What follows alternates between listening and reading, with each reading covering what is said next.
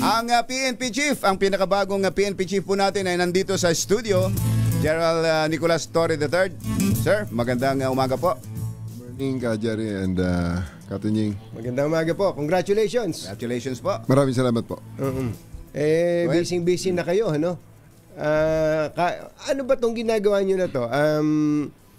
Nababalitaan namin na kayo umiikot na rin sa iba't ibang mga radio stations.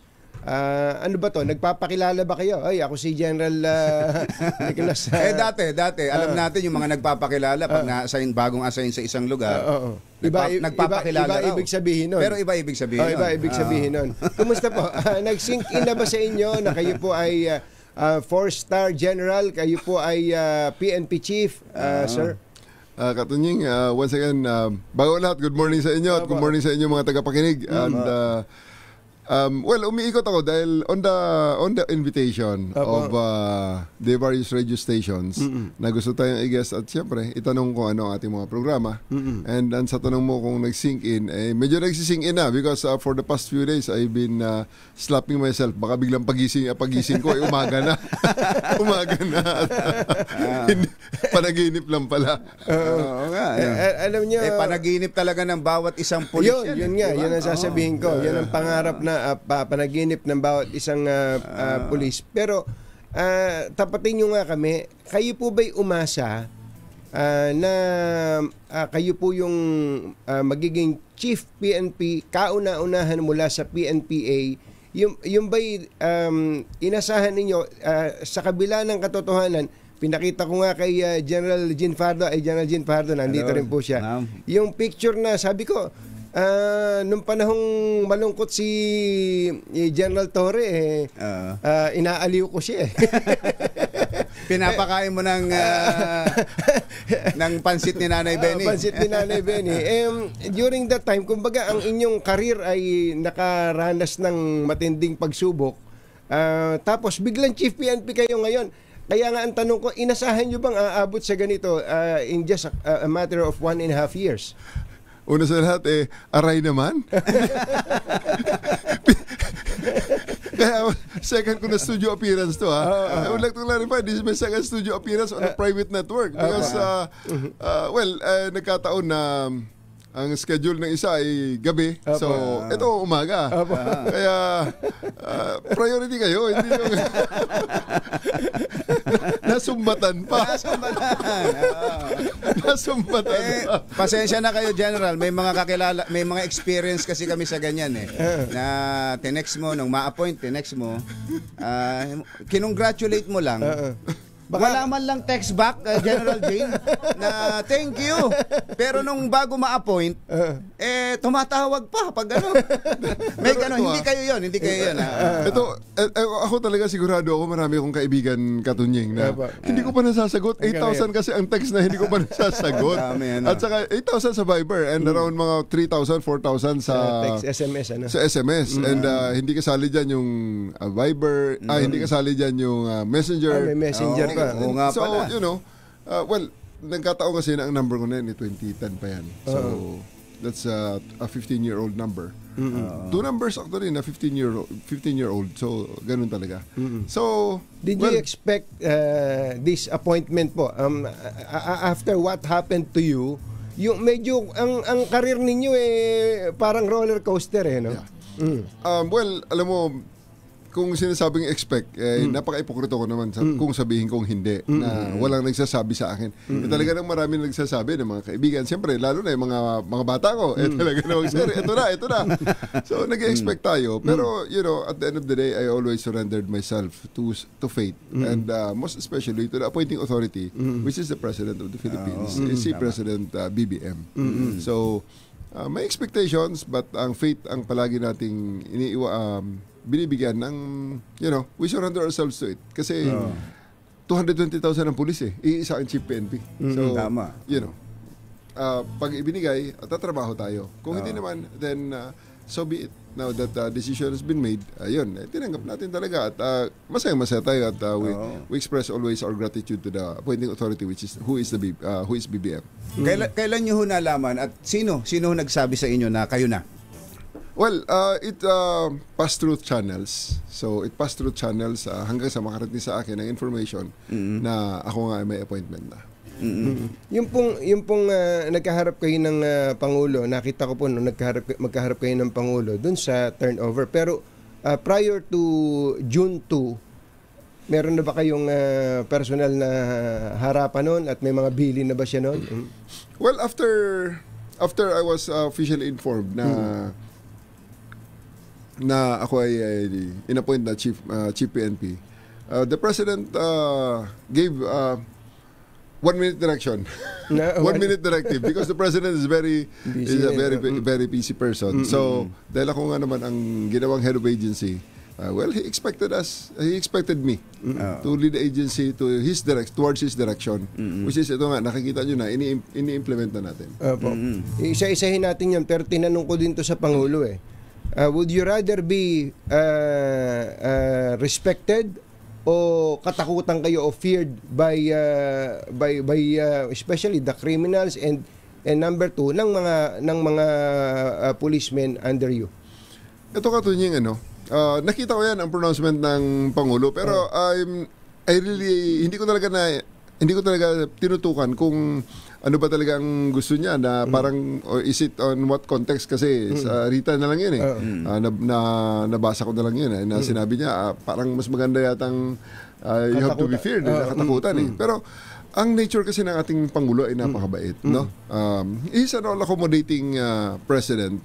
At we can understand well, that's most probably the reason why he got 31 million votes, the highest among the presidents ever in our history.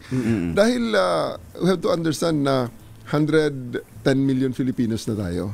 So, we really have to be accommodating and we have to understand all sectors. Kasi hindi naman pwedeng ang isang sektor lang ating pakikinggan. So, binabalanse natin yan at sinisiguro natin na naririnig ang ating mga kababayan nasaan man sila, with all the cultural differences, with all the linguistic differences. May mga isla nga tayo na paglipat mo sa kabilang probinsya, iba na ang salita. So, kailangan talaga ang balancing act. And that's the biggest challenge to get in step with the President. Dahil talagang he had done it. And hindi ko alam kung paano ko i-harmonize ang aking 220,000 policemen.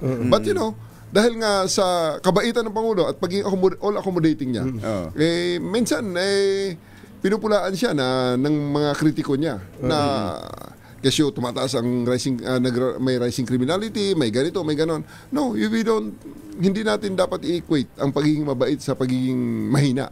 Hindi naman porke ngayon na mura ka ng mura, galit ka palagi, matapang ka sa ang persona, ibig sabihin nun, magaling ka at matapang ka at matikas ka. Hindi ganun yun. So, I would rather, ang gusto ng Pangulo palagi is we do everything within the ambit of the law. So, ganyan ang PNP ngayon. We are always conscious that everything that we do are within the ambit of the law. But make no mistake about it, we will be very, very strict and I believe that we will be very, very effective on this program. Ayun, talagang Pwede ba tayo mag-commercial muna? pwede ba? Wala naman. Pwede kayong humigop ng kape muna dyan. Kasi pagka hindi kami nag-commercial, may eject na po kami dito. Alam namin, may lakad po kayo Sige, masubukan natin may kape po kami dito. Ang katunying na kape at ang katunying na ensamada. Medyo subukan natin at alam mo, namimiss ko na yun. Napakasarap na ensamada. Salamat po. Marami tayong tatanong. Baka meron din po kayo mga itatanong kay PNP Chief General Nicolas Torre III. Ayun, meron na ipinakita. Ayun, talaga merong katunying. Ayan na. Tara, kain tayo. Ayan, no? Pero ayaw to po ko sa camera. Ayan na. Ayan. Ayos. Thank you po. Babalik po kami. Kasama po natin si PNP Chief Nicolas Torre III. Magbabalik po ang ACS Balita. 6:36 ang ating oras. 6:41 ang ating oras. Kasama pa rin natin dito po sa studio si PNP Chief Nicolas Torre. Sir? Siguro doon na tayo sa detalye sa trabaho. Siguro unang maitanong natin, ano pong nakikita ninyong in the immediate future na magiging problema sa peace and order, malaking problema sa peace and order natin, pangunahin dito sa Metro Manila na maaaring magkaroon ng problema sa ibang parte pa ng bansa? Well, wala naman tayong nakikitang kagilagilalas na mangyayari in the next ina-expect na mangyayari in the next few days. Ang peace and order naman, the peace and order issue had been there all along. For the longest time, andyan yan. Okay. Sa ngayon naman, may mga direktiba ang ating presidente na talagang pinofokusan natin, which we believe na pareho talaga kami ng assessment right at the very start na ang unang-unang kailangan, ang police ay dapat reassuring ang presence sa streets, and first and foremost, dapat nakikita sila na nagpapatrolya, naghahanap ng mga situations na dapat ayusin. Okay? So, yan nga, because of that, our directive, unang-una, para makita ang pulis natin, pinasarado ko ang mga maliliit na estasyon na mga PCPs, police boxes, pinapatanggal ko yan because ang empty police boxes kasi right at the very start, pagtingin ka agad ng tao na police box walang tao, negative na kaagad eh. Di ba?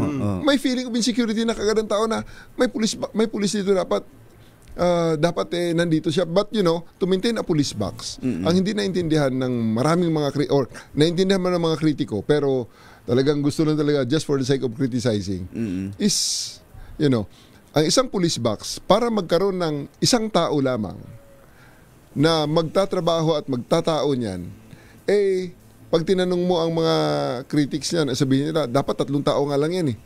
Ay magpapalit-palit na, 24 hours may tao dyan.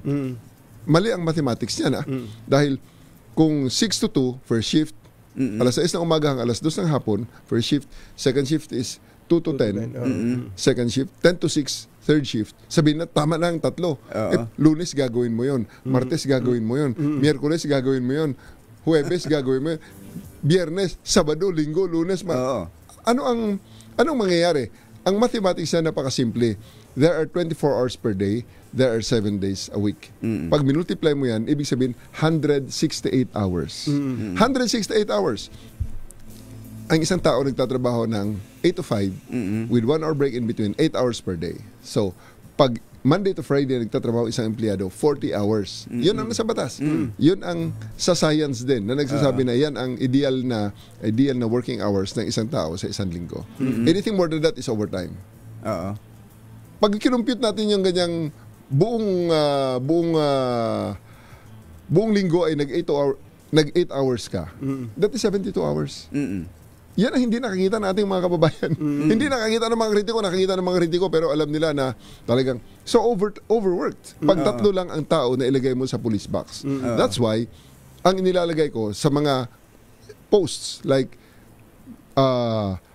yung station radio operator, yung hepe de mesa, yung taga-blatter, yung frontman. 4 palagi ang nag-iikot-ikot yan.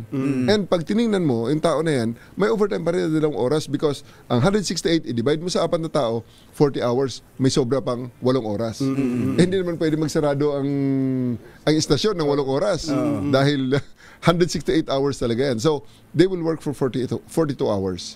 So, ganoon natin ngayon sa mga patrol cars natin, ganoon din. So, nilagyan natin ng 9 na tao naman sa patrol car, 3 sa umaga, 3 sa tanghali, 3 sa gabi, at sa 3 na yan, 2 ang naka-duty, 1 ang naka-off.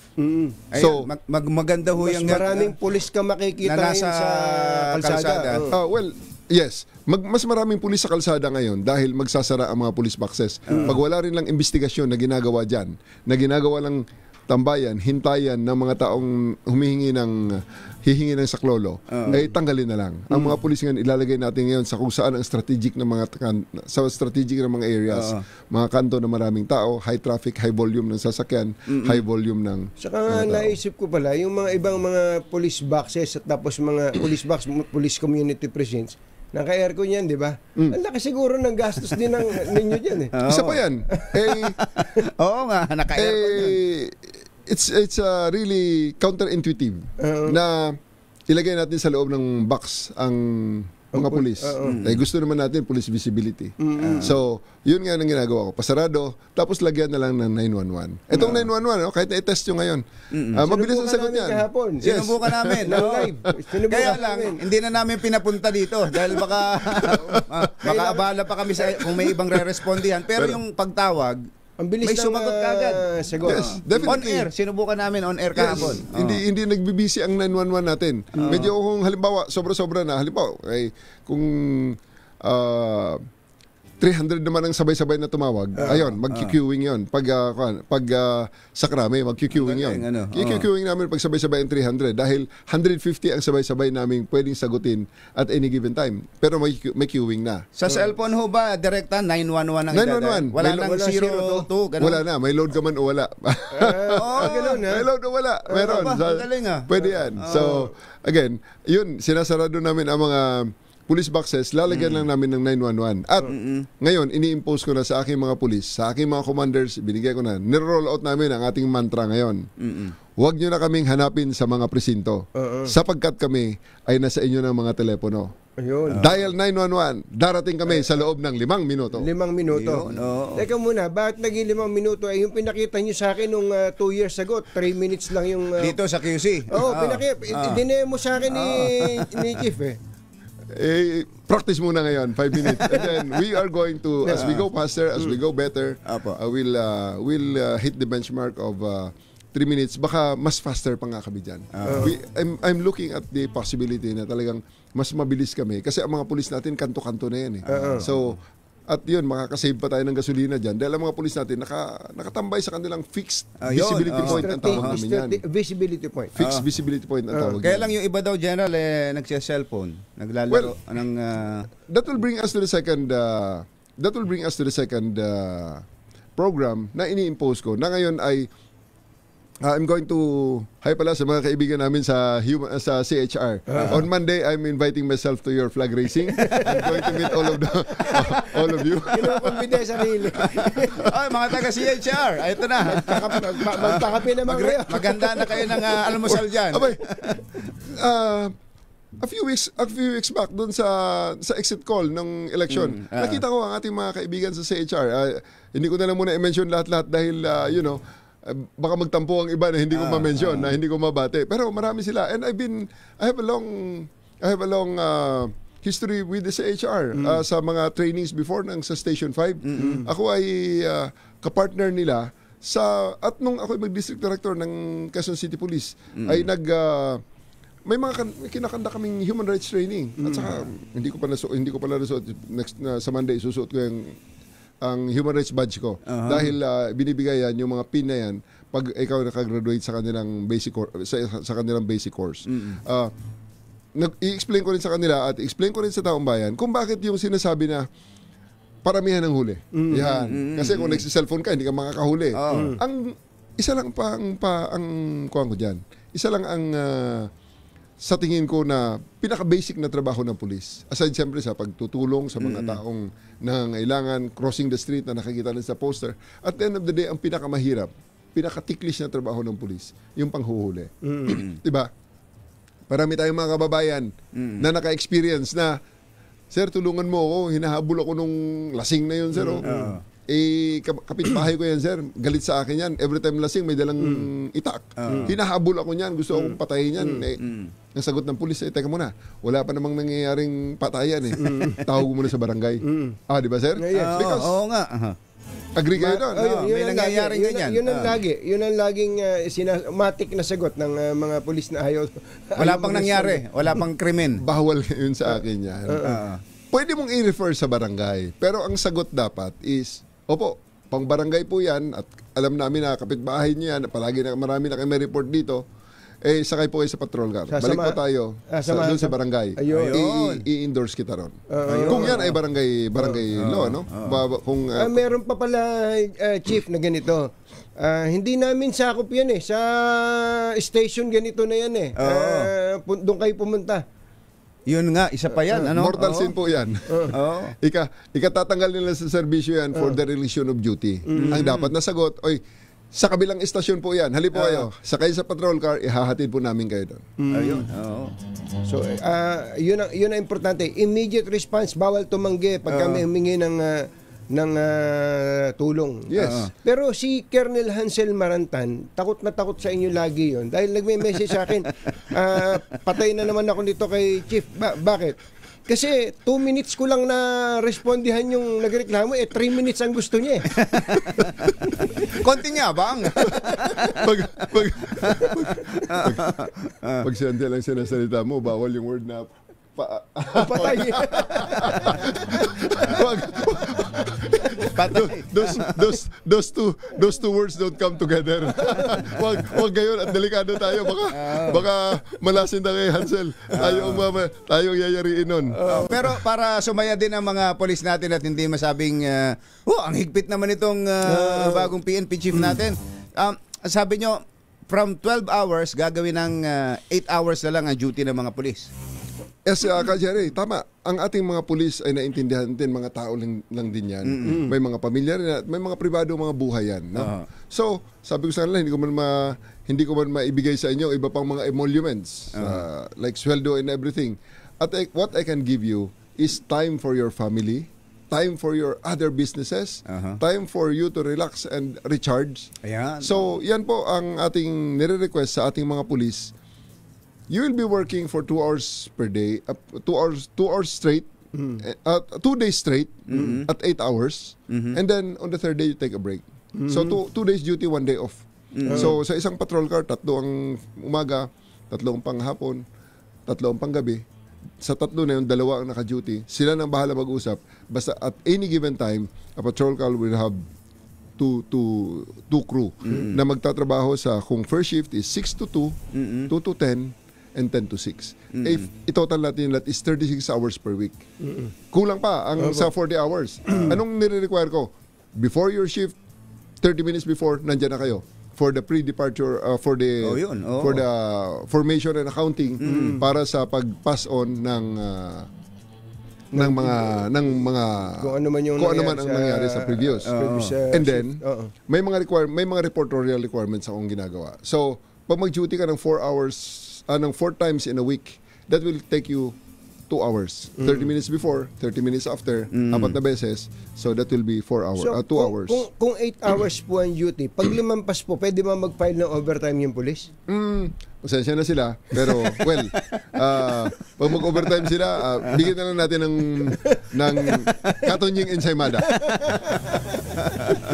Kasi baka may nakikinig sa 8 hours, nakaka-12 oras ako, talo pa ako ng gwardiya ng overtime. Tsaka may lumapit mag-8 hours na ako may humihingi na tulong. Yan ka, Jerry, ang rason kung bakit nilalagay ko lang sa 36 hours. Kasi sigurado ako dyan, maraming overtime. Ano yung maraming overtime na yan? May humingi ng tulong. Ang shift mo mag-end ng 2:00. Habang kumakain ka ng lunch mo, may humingi ng tulong. Na-snatchan. Hinabol mo ang snatcher, nahuli mo ang snatcher. Pagkahuli mo ng snatcher, dadali mo sa estasyon para sa investigasyon. Ang una mong gagawin, pipirma ka ng inquest, ng affidavit of arrest para sa inquest. So, dadalhin mo yung nahuli mo sa Hall of Justice para sa inquest. Ang inquest na yon ay dideterminahin ng piskal kung balido ba ang aresto at dapat na i-file ang kaso sa korte. So, pag na-i-file ang kaso sa korte, ayun na. So, pag tinanggap na ng piskal for the inquest, nakuha mong resolution, dadalhin mo na ngayon yung kulong mo, balik sa estasyon, ipabook mo, and everything. Gano'ng katagal yun? So, sa kwento nyo pa lang, matagal na Yes. So, di ba? Kwento pa lang, Sa kwento pa lang. At pagkatapos, 3 buwan ang nakalilipas, eto na, makakatanggap ka na sa buwena. Magtitestimonya ka na sa korte. Correct. Magtataas ka pa ng kamay. So, gaano karaming trabaho ang gagawin nun? So, 36 hours ang duty per week. Pero ang mga add-ons niyan, pag nanghuli sila, magtestimonya sila, mag-transfer sila sa commitment order na mga. So, talagang hindi masasabi na ang police is underworked. Overworked palagi yan. Sobra yan. Ang daming mga overtime dyan. Pagkatapos doon, 2 yung snatcher, ang isa nahuli mo, ang isa ipa-follow up mo. Hahanapin mo ngayon. Hahabulin mo pa yun. So, off ka na ng alas 2, pero alas 5 ng umaan ng gabi, na alas 5 ng hapon, iaabutin ka na ng gabi, saka pa-follow up pa kung nasaan yung kabila. So, pag nakikinig ako sa inyo, parang walang makakalusot na pulis sa inyo dahil sa parang nagpatrolya kayo nung araw pa, investigador kayo, naging station commander, naging district director. Mahirap lusutan to si Chief eh. Alam yung nangyayari. Alam yung nangyayari sa field eh. Pero, waiter, kape pa nga. Magbe-break lang kami. Last break bago natin pakawalan si PNP Chief. Alam namin meron pa kayong lakad. Pero usapan natin alas 7, napaaga kayo eh. Sa Katunyings ba merong caramel macchiato? Meron po. Meron. Napakasarap na caramel macchiato ng Katunyings. Meron, syempre. Nagpapatuloy po kami. Nagbabalik po ang 2x2. Ba't ba... saka by the way, ito po palang studio ng DCRH. Ito ang kauna-una studio sa Pilipinas na may CR sa loob. Kasi nilalamigan po namin dito eh. Kaya ako... Kabilis ng oras, 7:01 na pala. Kasama pa rin natin ang PNP Chief.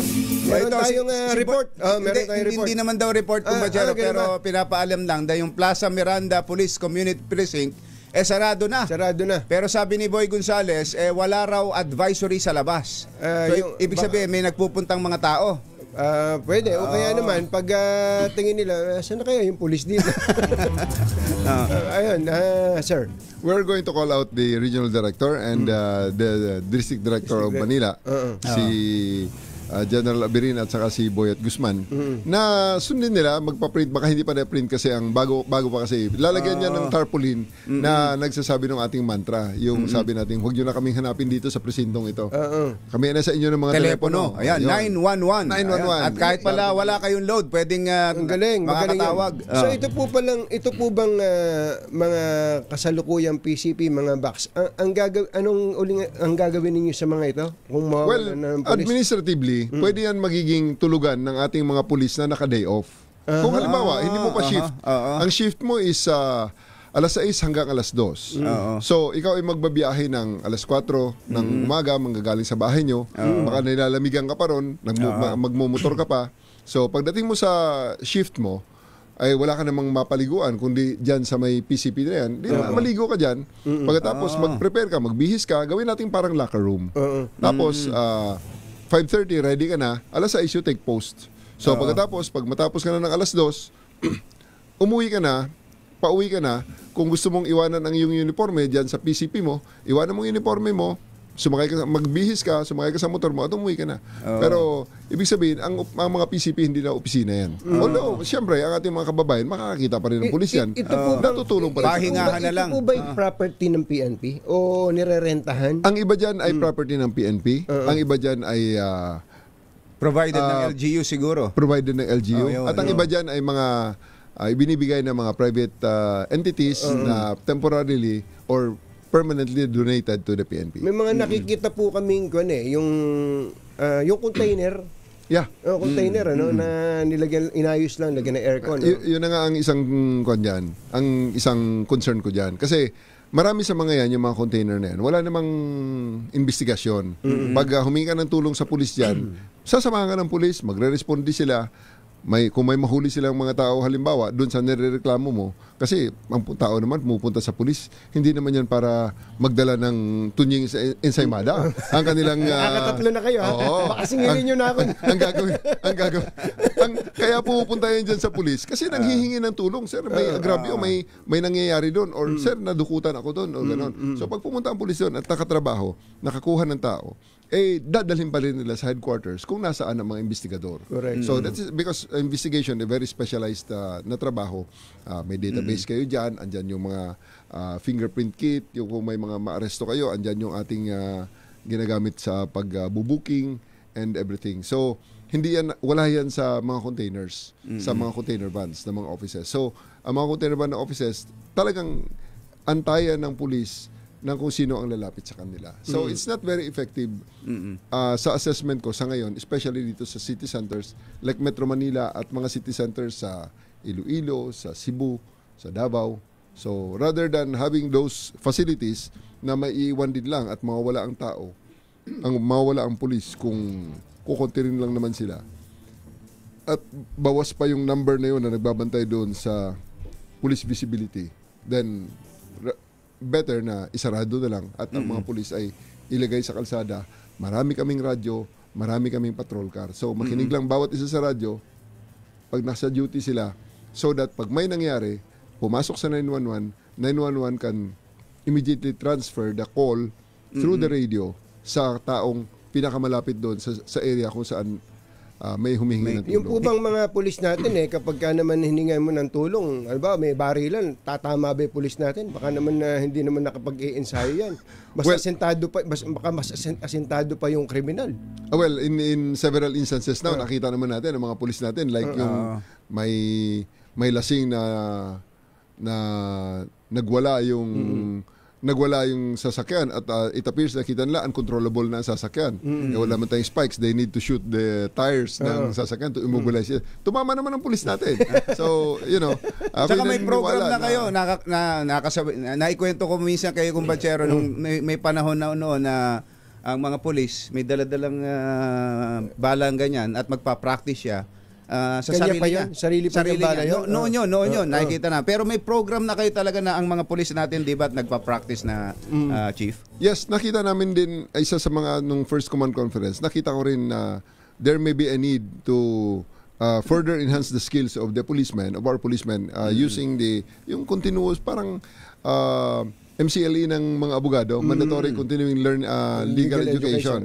So, itong mga pulis naman natin, nagso-social media patrolling kami. Nakikita namin pag halimbawa ang pulis ay pumunta sa na videohan sa isang situation, like may nagrarambulan, wala siyang ginawa. Tatanungin namin kung bakit, anong kailangan mo? You need more training on police intervention. Baka naman hindi mo alam kung anong legal basis ba't nandyan ka, and so on and so forth. Or wala kang confidence na gamitin ang baril mo, kaya ikaw ang nabaril or ikaw ang nataga, which may mga nangyari lately. So, ang sa atin is, pag may ganon, I have asked the training service to make short programs, 2 days, 3 days, to capacitate our policemen, most especially on firearms proficiency. So, marami tayong procurement ngayon. Kahapon, I signed the procurement of around 2 million rounds ng 9mm. So, ang gagawin namin dyan, ibibigay ko yan sa training service. Pagkatapos, pag may mga pulis na nangangailangan ng ganong training, they just come over to the firing range, withdraw some ammunition, and then practice. Ang sabi ko lang sa kanila, ay mahal yung bala na yan. Pag nag-miss ka, bububugin kita. Kailangan itama mo yan. May mga tanong ho dito sa atin sa text.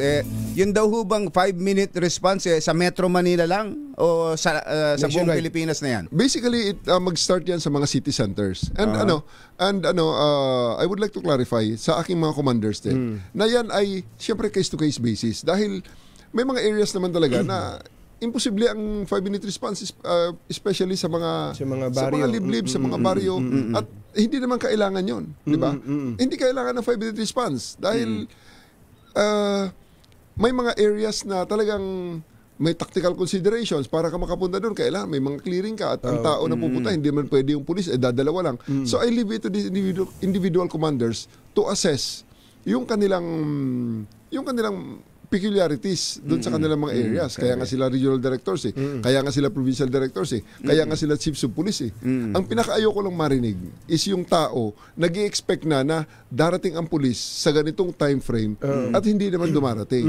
No. So syempre, kung ikaw ay nasa bundok, wala naman siguro reasonable na mamamayan na magsasabi kailangan namin dito ang pulis sa loob ng 5 minuto. Ano ba ang krimen na nangyari dyan? Or ano ba ang mga dapat gawin ng pulis dyan?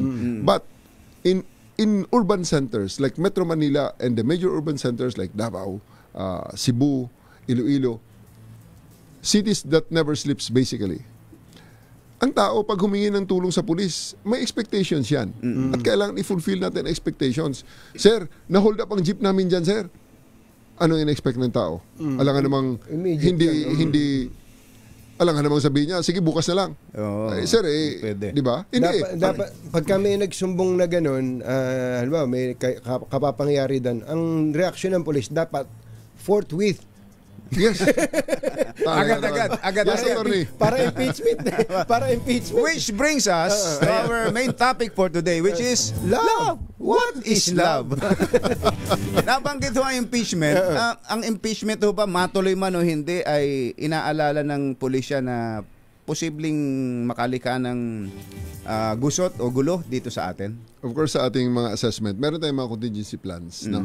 Lahat naman yan hindi lang naman impeachment ang concern dyan Marami pa. There are other considerations na sa tingin natin ay maka-apekto sa ating operational environment. Meron tayong pinaghahandang mga contingencies. So, palagi sa amin yan, paborito namin yan, yung itinuturo ng ating OCD sa ating crisis management, yung 4Ps. We predict, we prevent, we prepare, and we perform. I-predict natin na, ito na ang mga nakikita natin, maghanda na tayo. So, we prevent. So, kung yan ay posibleng maging calamity, posibleng maging malaking crisis, kung pwede na natin pigilan natin. Paano gagawin natin? May mga contingency, may mga pwede tayong programa na i-impose so that we can prevent crisis. And then, despite all our prediction and prevention, we always prepare. So, we hope for the best, but we prepare for the worst. So, prepare. And then, pag nangyari na, ready na tayo. May mga handa na tayo. We just perform. 4-piece pala. May sarili pala kayong 4-piece. Yes, yan nga, 4-piece. Gagawin ko yung party list pagdating ng panahon. Pero kayo'y nakilala bilang tagahuli ng mga, alam naman na yan, yung mga hinuli ninyo. Dahil PNP chief na kayo, hindi na kayo yung mismong huhuli ngayon. Pero meron pang natitirang mga high profile, mga hinahanap ang batas. Meron na ho ba kayong pinagpasahan ng inyong baton kung kanino ibibigay ang paghahanap na yan? Pwede kang tumingin sa loob ng studio. Hoy, may official announcement na dito. Official announcement. Ay, sabi ko naman, tumingin ka sa studio. Ayun, may mga tao. Or baka pwede kong i-deputize. Hoy, pinopokus si General Jane, no? Pinopokus ng camera, ang panghuhuli naman talaga is basic na trabaho ng pulis. And we have 220,000 policemen all over the country right now. Meron ding mga andyan natin mga regional directors. They are all equally capable. So, depende sa kung saan ang areas, ano ang sitwasyon. I do believe na meron tayong police na makapag-intervene para ma-implement ang batas, ma-impose ang warrant, or can make the arrest even without the benefit of the warrant. Actually po, yung may mga warrant, nakakantsawan ng pulis lagi dyan Sabagay, hindi lang naman pulis, pati kasama na rin yung NBI. Tulad doon, nababanggit si General Bantag. Si General Colonel Dumlao ba yun? Colonel Dumlao. May update ba tayo sa kanila? Continuous ang ating manhunt regarding that matter. Marami tayong nahuli. I think na ipapasa ko rin yan sa CIDGO. May naipapasa ko sa ating mga kaibigan sa media through the press releases na ang dami rin natin nahuhuli. Kaya lang syempre may mga tao talaga nagtatago. So yan, ay may mga konting focus dyan. So may mga hindi pa nakakita. At marami pa rin namang at large. Hindi lang naman yung mga big names na yan. May mga at large pa rin na talagang dinadahan-dahan natin na pinaghuli para madala natin sila balik sa korte. Kailangan ba natin na mas marami pang heartbeat monitor gagamitin si General Jane? Yan ang ating sunod na programa dyan, yung sa 3 minutes natin. Yun, kinaklarify ko yung 3 minutes response natin ay para sa mga taong nangangailangan ng tulong na pag dumating na ang pulis sa kanila talagang kakawayan nila at sir, tulungan niyo kami, nandito kami. Hindi ibang usapan yung 3 minutes, walang 3 minutes doon pag yung tao naman hahanapin pa natin. Kasi baka sa ibang mga sitwasyon, baka ang kailangan natin 16 days. Talagang historic yung 16 days na yan. Sabi nga po nung isang kaibigan namin na matanda, si Mantochi, si General Torre is the most admired and at the same time most hated or most maligned PNP chief. Depending on where you stand. Sabi nga, alam niyo na po ibig namin sabihin. Ano pakiramdam niyo doon? Doon muna sa most admired para medyo feel good. Most admired because kayo daw po no nonsense kayo. Talagang pag dapat ipatupad ang batas, enforce ang batas, gagawin nyo. I'm very much humbled and very much challenged by the enormity of the task given to me as Chief of the Philippine National Police. Siyempre, masaya rin tayo. At talagang dream come true nga ito sa lahat ng mga pulis eh. Hindi ko naman tinatago yan. Ngayon, sa most hated naman, hinahanap ko nga eh. Dahil ang mga anak ko, even before I became the Chief PNP, together, nung most hated na ako before ako mag-Chief PNP, after na mahuli si Kibuloy, maipadala sa Hague si former president, talagang most hated na ako. Yun ang profile pic ko sa Facebook eh. Yung may sungay na ginawa ng kung sino mga bashers yun. Pag nag-mall naman kami, nagpapapicture ang mga tao, sabi nila, idol nila ako. So, I'm getting confused. Sabi ko, saan kaya ang mga to? Even in Davao, when I was there, when nag-hearing kami sa City Hall ng Davao, akala ko Indian Run eh, kasi marami naghihintay sa kuwan pa lang yun, si Kibuloy pa lang hinahanap nun, wala pa yung Duterte case. May papunta sa session hall, left and right may mga empleyado na nakatayo. Sabi ko, ano to, Indian Run? Habang dumadaan ako, binabato ako ng kung ano. Hindi naman eh, may mga nagpapapicture. Because I just believe that what we are doing is something that has to be done. Because this is the law. This is what the law says. Ito yung batas. Dahil hindi natin pwede isang tabi ang batas eh. So, kung ano sinasabi ng batas gawin natin, no matter how harsh it is, ito ang batas. Kailangan ipatupad natin. I'm sure naririnig nyo. Di ba kayo nasasaktan pag sinasabing kayo si PNP Chief Diwata? Ayos lang yun, hindi ko pa namimit si Diwata. And I'm really excited. Pero baka ma-orderan kayo ng pares overload. Kaya nga iniisip mo nga rin, sabi ko, teka muna, hindi ko pa namimit si Diwata. Wala naman siguro masama doon kung gagawa rin ako ng aking paresan. Andito lang yun, malapit lang dito. Pwede yung daanan. Andito. Pambira. Bisita pa naman nung panahon na eleksyon na andito, bumisita dito sa amin. Okay, meron bang malaking reshuffle or revamp anytime sa PNP? I'm a policeman, so are the other 220,000 others like me. They are my brothers. No? So I can work with anybody. Kaya kung napansin nyo, pag upo ko, hanggang ngayon wala pang napalitan, except for those na mga nag-retire. May mga nag-retire so we have to place OIC. So on my first command conference, binigyan ko sila ng mga directive, ito ang ating gagawin. And promotions, positioning will always be merit-based. So depende sa inyong performance kung kayo kasi nung time ni General Marbil, I've been also in a key post at nakikita ko paano pinatakbo ni General Marbil using these people on the position. So, I believe in the wisdom of General Marbil and I'm very thankful sa legacy niya kanyang iniwan. Napaka-smooth ng transition, napaka-smooth ng organization na kanyang iniwan sa akin. So, wala akong binago. Now, after the imposition of the directive of the President during the turnover ceremonies, titingnan natin yung just like before na meron tayong mga metrics, merit-based ang ating magiging basihan para sa positioning and reshuffle kung meron man. So kailan nyo po i-appoint si General Jean Fajardo na si IDG Director po? Hindi pa ba? Nag-assume ka na ba? Nag-assume na ba? So ang turnover nun sa inyo. Si General Jean may hinuli din nitong nakaraan sa Malaysia. Sa Malaysia, yung huling hinuli nyo. Hindi, magaling ding tracker to. Oo naman. And she's a lawyer, kaya hindi ko binibiro-biro ng todo, baka patulan ako at sabihin niyang mag-resign tayo bukas, sir. Ikaw, sir, mister, ako, lawyer, attorney pa rin. Delikado. Because she has so many options. Kaya nagtataka ako, hindi pa umalis sa PNP. Dahil pag nag-abogado to, abogado ni Campanilla ito.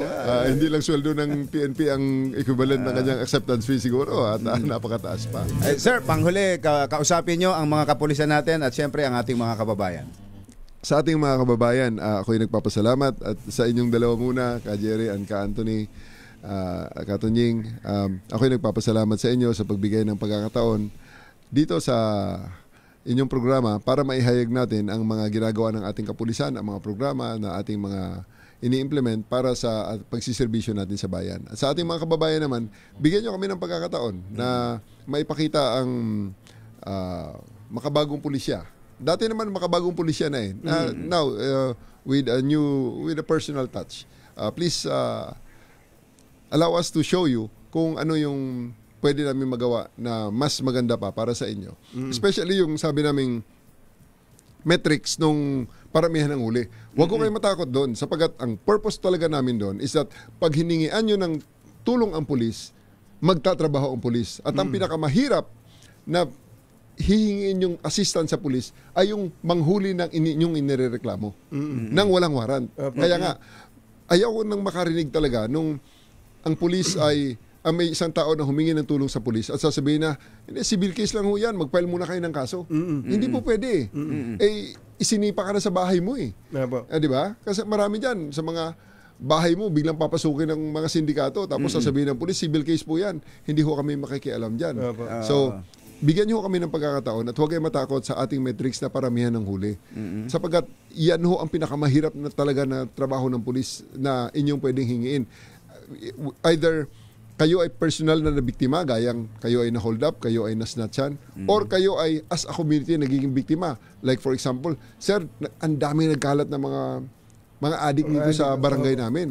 Palagi ko naririnig yan. Na ngayon ay ginagawang negative propaganda ng mga kalaban ng gobyerno na, ayan, nagsibalikan na naman ang adik. Well, whether it's true or not, ito ang bottom line dyan. Ayoko na makarinig dyan sa ating mga pulis dahil as a community, nabibiktimize. So, kaya nakakarating na, sir, ang daming adik dito. Anong gagawin ng pulis? Hulihin lahat ng adik. Hindi ko sinasabi na patayin ng lahat ng adik, ha? Ang sinasabi natin, hulihin natin ang lahat ng adik, dalhin natin sa husgado, kumbinsihin natin ng piskal muna na ito ay adik, dalawang bagay. Pwede siya ka-rehab. O kung siya ay nagbebenta rin at promotor ng paggamit ng illegal na droga sa kanyang community, kulong natin. Actually, yung Bachero, dadagdag ko na lang, ha? Ang sabi kasi lagi ng pulis, bumababa ang krimen. Tama yung sinabi nyo, parang iba yung nangyayari sa ground.